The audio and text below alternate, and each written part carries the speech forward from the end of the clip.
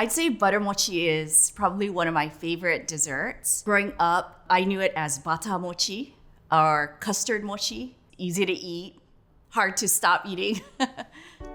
In the islands, our ethnic melting pot has created a diverse community of ʻONO, or delicious food.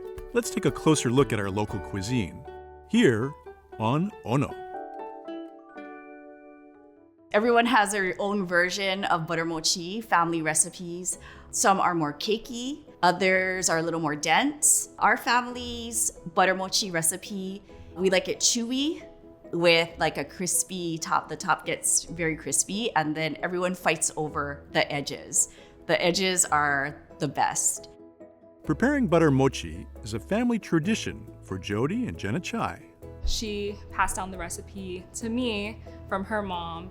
And yeah, that was the first time I started to bake when I was in middle school. And then from there, I would just make it for my friends when we would have like holiday parties. It's just a fun dessert to make and it's really fast and we would always have the ingredients in the pantry. So my mom, she would call it custard mochi. She would make it every so often because it was a simple dessert to make. So growing up, yeah, we just would look forward to eating it. But it was pretty much a regular item at a lot of our family get-togethers. The key to butter mochi's addicting taste and texture is its main ingredients: rice flour, coconut milk, and melted butter.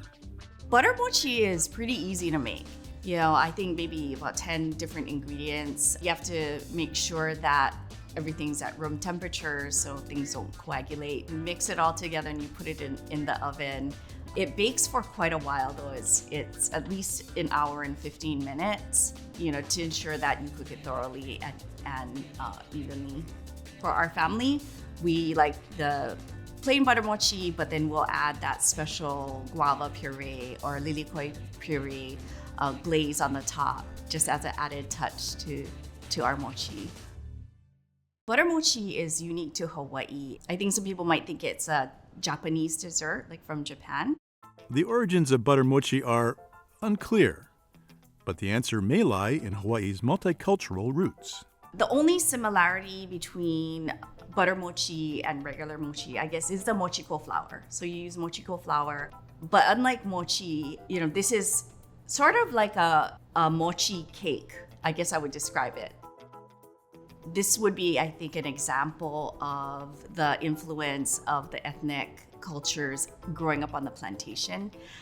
And the closest dessert I would think is bibingka, which is a Filipino dessert. While it's not exactly like bibingka, I would think it's like, again, like a combination of Japanese and Filipino. Although its origins may remain a mystery, one thing is for sure: butter mochi has earned its place in the hearts of the Chai family. Yeah, when I come home and we have, you know, get-togethers with the family, yeah, she asks me to make it and I, of course, say yes, because why not? I enjoy baking. I have a TikTok account called Peanut Butter Mochi, which is kind of funny because I created it because I love mochi, all kinds of mochi. And so on there I bake, I cook, and yeah, it's just a fun way to share my culture with everyone around the world.